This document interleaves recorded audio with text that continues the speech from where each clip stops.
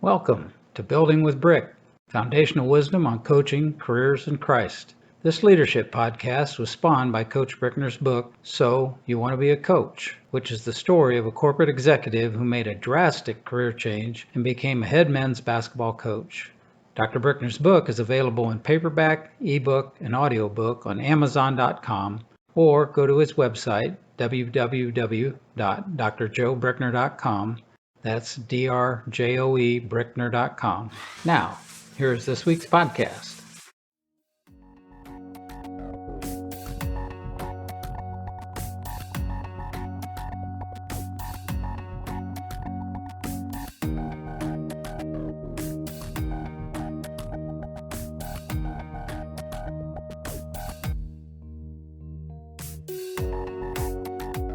Welcome back, folks.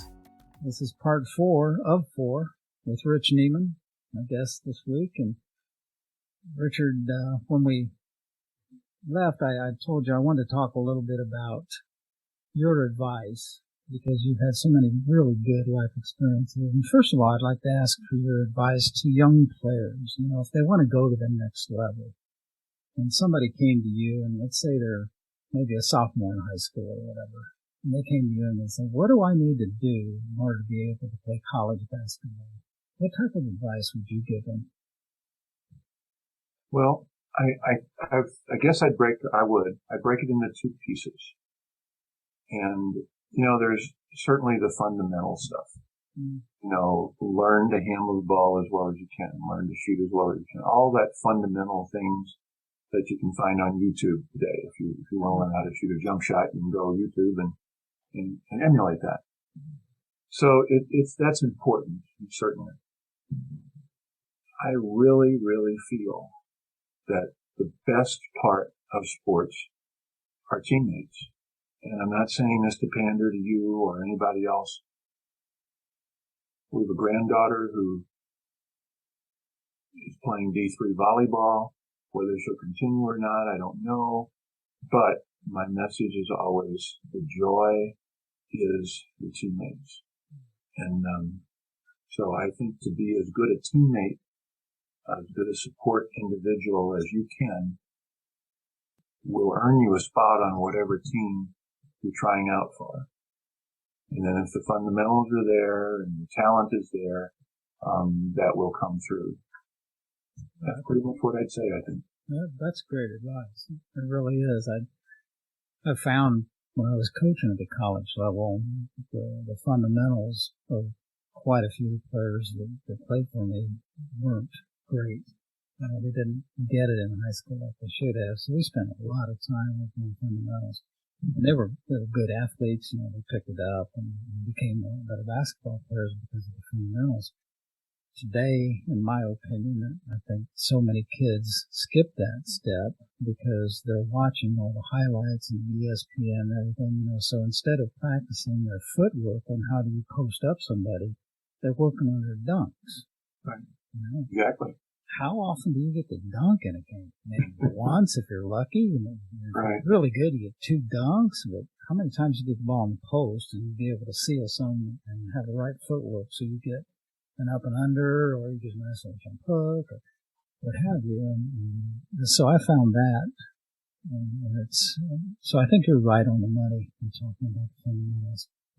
And the teamwork thing, or the teammate thing, there's nothing like it. And until you experience it, and you have success as a team, I just think. And success because of the team, not just to be, I'm this and thanks guys for playing with me. It's again a community effort, I think. Yeah, I think so too. How about coaches? Now, you've done some coaching yourself. What type of advice would you give to somebody who's younger and wants to make a career out of coaching? Anything that might help them along? Good question. When I started coaching, you feel, I think the people that hired you felt like, well, he can coach because he played. Right. And I'm not so sure that that's really true. I know some things because I played. But the other thing you do is you have to study and learn, going to clinics, coaching clinics, and listening to, I guess for a better word, you call them the masters. But when you hear a Bobby Knight, a Lute Olson, or somebody like that speak, again, you can filter through some of the stuff that they're going to say down to the core of what's important. For me, Rich Grauer was just a tremendous mentor. Rich was unbelievably organized. So if you were a worker in his camp, you knew exactly what you're going to do day in and day out. And so I kept all those booklets. So when I had practice, I knew what I was going to do day in and day out. So preparation has to be a part of your desire to be a coach. My personality, I like to think, is more supportive. I'm not a very good yeller and screamer. I don't believe in, physically touching or pushing players around. I can probably count on one hand the number of times I've punished players by doing laps or running or whatever it was. And I think they all understood why they were doing those things. But as a rule of thumb, that wasn't the go-to address. Telling a player that he's not going to play that day because of something was very hard for me and probably for them as well. But, I just think you got to be supportive of the students. Try to help them through that way. And we did speak about the guy who says, I became a good player because everybody told me I couldn't. Well, that takes a special person. I think the support role is a better one. Yeah, I've always found positive reinforcement in my case. If I got positive reinforcement, I listened and I probably became a better player. I really didn't like. And my dad he wasn't a positive reinforcement type guy. He came out of the Army and, that generation of guys that were just tough. They fought World War II and all this stuff. Right. So, if something didn't go right, they'd be screaming at you and complaining. I don't respond well to that. Now, I learned, because you will run into coaches like that, and sometimes even teachers like that, and you learn, okay, I'll put up with it, and I'll do what you're asking me to do, but I really don't want to do it for you. I'm only doing it for me. Yeah. So I think the positive reinforcement thing works better with most people. Right. I hope that's the way I was with players. Did you coach both guys and gals? I did. Did you notice a difference between, how you coached? I'll use the joke that the girls always smelled better, but I won't go there. The biggest difference, to me was the attitude. Even in the high school level in the late 80s, some guys felt like they knew it already. So what can I learn from you? The reason we didn't win is because your offense doesn't work. All that kind of stuff.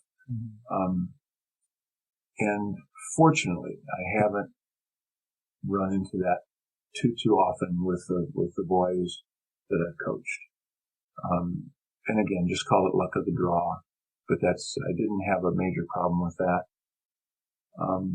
The women, when I was doing it, which would have been the 80s and 90s, the game was new to them. There was a time when girls had to buy guys' shoes because they didn't have girls' shoes. A uniform had to be a guy's kind of uniform. All those things that now are taken for granted. There wasn't a market for women's athletic apparel and women's athletic equipment and stuff. So anyway, they were very, very open to learning, I thought. If you put together an offense, they were going to try to run the heck out of it. And I think today, even if you watch, many times I find it more fun to watch a WNBA game than to watch an NBA game because the players are playing together. I know it sounds like a broken record, but they just seem like they're playing together. There's picks and rolls and team stuff as opposed to I'm going to dribble down the court. If I can't get a shot, I'm throwing it to the corner and you shoot it. Yeah. Which is what I think I see. But who knows? It kind of sound very similar to your coach at Benedict, and his name's Chad Folsom. He's an absolute great coach. He came about 2 or 3 years after I had started there, and so he and I coached at the same time for about 7 or 8 years. Got to be really good friends and shared a lot of information with each other.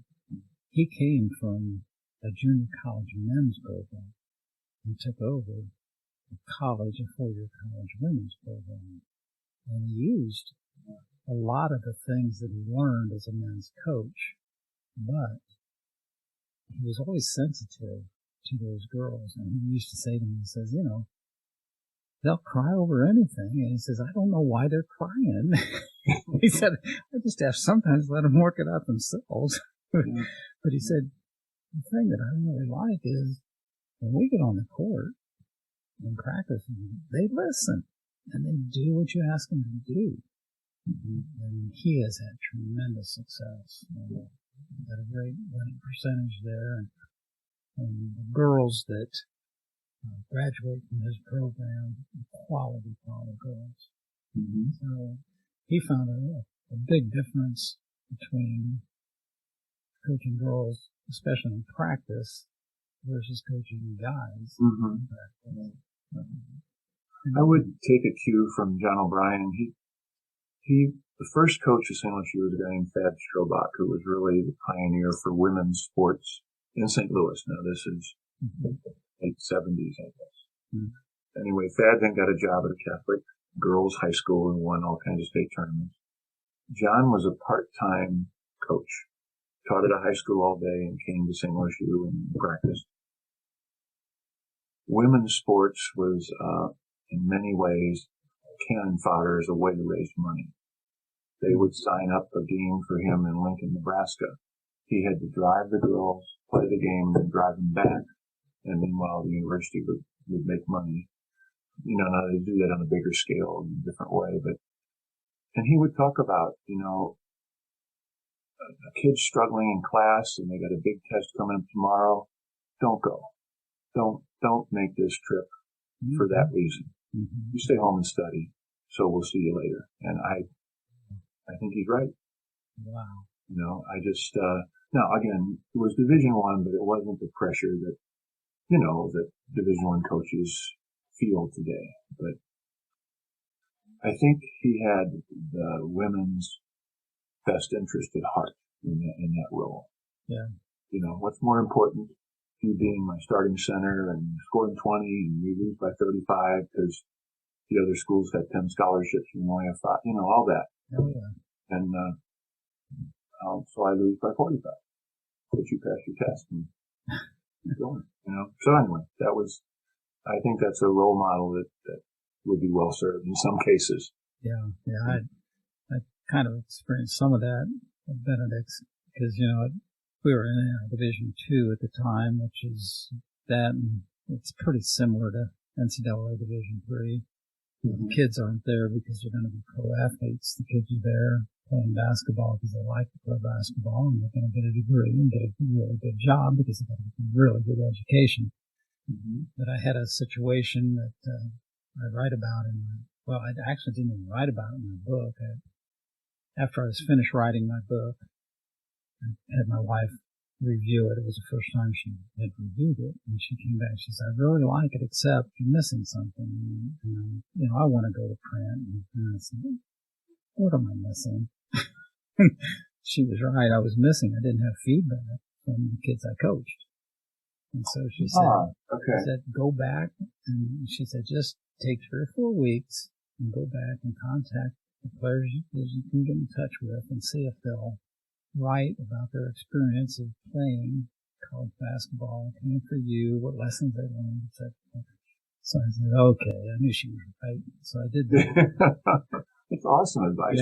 Yeah, it really was. And so the appendix is about 30, 35 former players. And I didn't change anything. Whatever they sent me was what I put in there. But one of them brought tears to my eyes. I started crying. It was a young player that I got from Topeka, and he was about a 6'2" post player. Okay. Great footwork, some of the best footwork I've ever seen. But he was 6'2", and I just couldn't play him hardly at all until he finally learned to play with his facing the basket. And so his senior year, he was getting some pretty decent playing time. But when he came to us, his family was a Lutheran family, but I don't know how often they were going to church or anything. So us being a Catholic school, he comes in as a Lutheran. I never tried to force feed kids with, this is the Catholic faith, etc. He always exposed them to the positive things. He got exposed to a group called Focus, which is a group that started on Benedictine's campus now. It's in 250 different campuses around the country. But it basically tries to get young college students to focus on the faith. And so he had been around some of these kids when there was going to be this big Focus group convention in Denver. So he came to me and he says, Coach, he said, I'd really like to go to this convention. And he said, it's Friday, Saturday, and part of Sunday this coming weekend. I know we got a game, and we're going to have to leave on Wednesday to drive out there. We'll be back on Monday. He said, is there any way I can go to that? I'm thinking, and at the time he's like our eighth man. And I'm like, oh, gee, what do I do here? And so I prayed about it a little bit and said, okay, you can go. And so he does. And I forgot totally about this until I get this letter back from him, the email back, to put into my book. Because of that, he went to this thing. He decided that he wanted to convert Catholicism. He not only converts Catholicism, he becomes a Focus missionary, and he goes to the University of Illinois, and he's there for 2 or 3 years running the whole program there. And then he goes and gets his doctorate in theology. He's now teaching theology at Benedictine College. Wow. And I'm going, just think, if I'd have said no, what would have happened to that kid? And, we were just fine playing without him that one, not practicing and playing, etc. We were okay. And it makes a difference in an entire life, many, many other lives that he's touched. And I'm not sure coaches really understand that some of the decisions they make can be life-changing. And you don't even know it. You don't even know it. Well, the pressure is so great to win and be successful and, showcase the school and bring in money for the school, all that. Yeah. And you're right. I mean, I agree with you 100%. It's just your story and the one John told me, they fit together. Yeah. They really do. Yeah. Last thing I want to ask you about, Rich, is put yourself into a counseling position, which I'm sure you've been in before, and somebody comes to you and says, I'm either in high school or in college. Can you give me some career advice? How would I go about choosing a career? Is there something that you can share with us that would help some young people that are in that type of a position? Well, I've learned that I think the silliest question you can ask a high school student is, what do you want to do when you grow up?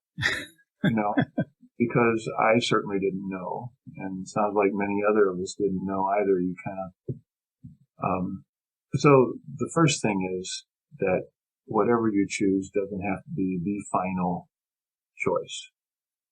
If you're prepared, you said early on you took math classes because you thought they were hard, and I agree. You challenged yourself. Now you know that there's darn near anything that they can throw at you that you couldn't learn if you wanted to or had to. Yeah. And I think preparation, is the big key. Leaving yourself some avenues. The person that goes to school, I went through this with my grandson. I want to be a music major.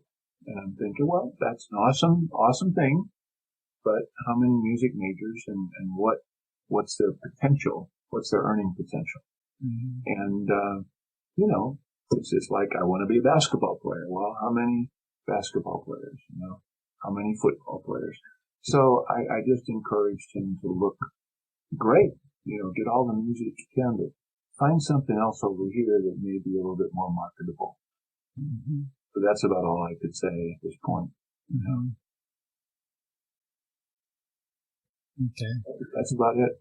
Well, that's good advice. It really is. And as you say, when you're in high school, even in college, you really don't know what you want to be when you grow up. One of the things that I did with my two sons when they were in high school, and actually I think they might even be in college when I did some of this, but I had them shadow different friends of mine. There's an accountant, there's a banker, plumber or whatever, just shadow these people for a day and see if that's something that you would like to do the rest of your life. Right. And I know in one of my son's cases, he was looking at accounting and thinking that was something he'd really like to do, but after spending a day or two with an accountant, I want to do that all day, every day, the rest of my life, and in the end, we ended up becoming a financier type, finance. He's CFO now at San Diego Airport Authority. He loves what he's doing. But had he not shadowed, he may have gone the accounting route instead. He may never have had the opportunity to become CFO. Anyway, it's something that I'm not sure we, as parents, as teachers, that we share enough of life experiences and put the young people in a position where they can actually experience something like that. Getting internships is so important. It had to happen with you. You had that internship.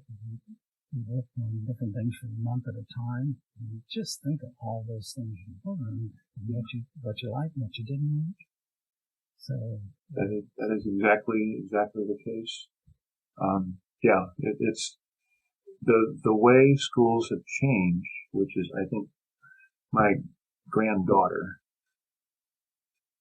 is, I don't know, she wants to do something with biology, which is fine, but she's also taking French, and they hooked her up. There's a requirement, and it's called Talk Abroad. There are students who sign up to have a conversation over Zoom with a person in another country. Wow. And while it sounds,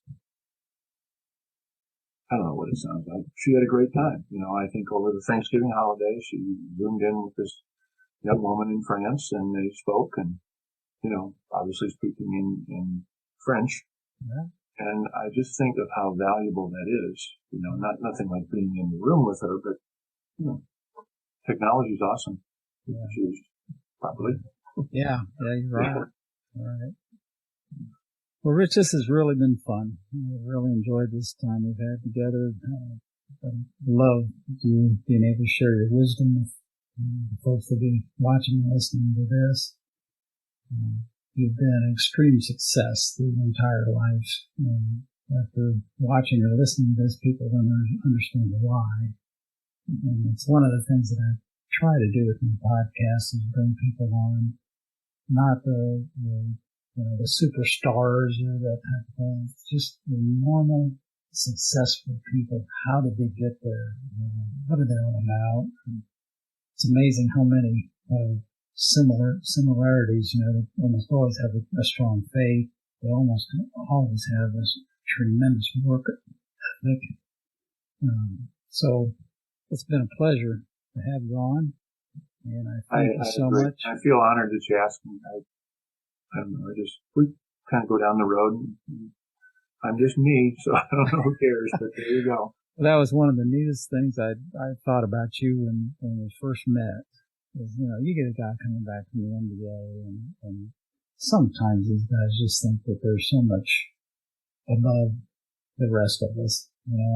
Like yourself, John Brown, you guys were just great people, and then we became great teammates together, and it's just a pleasure to have the opportunity to bring people like yourself on here. So I heard John's, by the way, yeah, he has impressed me to no end. He's unbelievable. Yeah. So, tremendous success. So thank you for sharing everything you've done, and really look forward to getting back together with you soon.